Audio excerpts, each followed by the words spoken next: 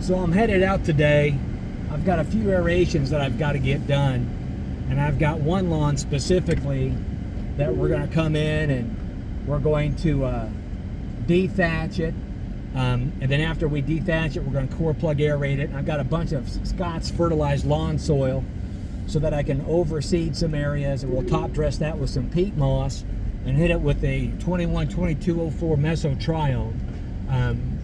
This is it's a big project, and then it takes a majority of the day to get it done and to do it right.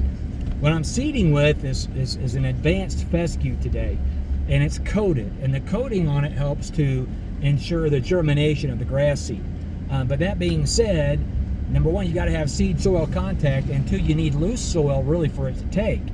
So there's a lot of roughing up of the surface of the soil that we have to do to be able to get that done so that the customer gets an actual return on their investment. And then of course it's on them. They've got to water it really heavily over the next 2 weeks, and then teeter it off of that over the next 2 weeks after that. But this method that I use, I've had a lot of success with, especially when the customers water their lawn. The problem is with the type of soil I like to use is either a tree leaf compost that I get from the local farm, or is to fertilize Scott's bagged lawn soil. And the reason that I use those two products specifically, the tree leaf compost that I get, I like just because it does such a good job at improving the soil profile. But on the Scott's bagged fertilizer soil, or fertilized lawn soil, it does a really good job also at holding moisture, so that it can help also be another deterrent against the product drying out. And that's why I use peat moss as well. But the really cool thing about the Scott's fertilized lawn soil is, if I've got a small section of turf that I'm going to be doing that to specifically, like for the example, the side of a driveway where someone pulls in and out and they can't stay on the driveway, then I don't need a whole yard of tree leaf compost.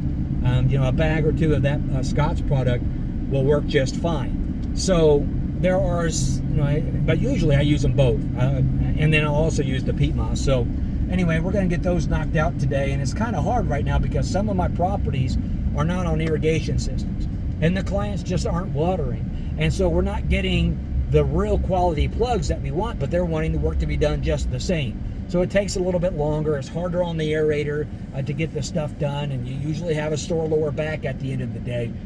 I've got a couple walk behind aerators that I can use. I don't like to use them because it'll wear you out over the course of the day, and it takes a lot longer to do. Usually in the same amount of time, or even in some cases on some of these lawns, in half the amount of time that it takes me to aerate a lawn with the walk behind, I can over aerate it twice in less than half the time with the riding machine. Not to mention the riding machine also has more weight because it's got the weight of the operator on it, and it also has the weight of the machine itself. The drawback on that, though, can be when you come into situations where you have lawns that have areas that tend to hold water, or you have clients that overwater their lawns, so the soil is saturated and soft. You can come in and make impressions, even with the walk-behind aerator in those cases. But anyway, the day is pretty much over before it got started. I'm grateful to have the work. This is really the time of the year that I'm in my season. I find the biggest joy when I am doing lawn refurbishings for customers, both when I do them and then about 6 weeks thereafter when we can show them the results. So, peace.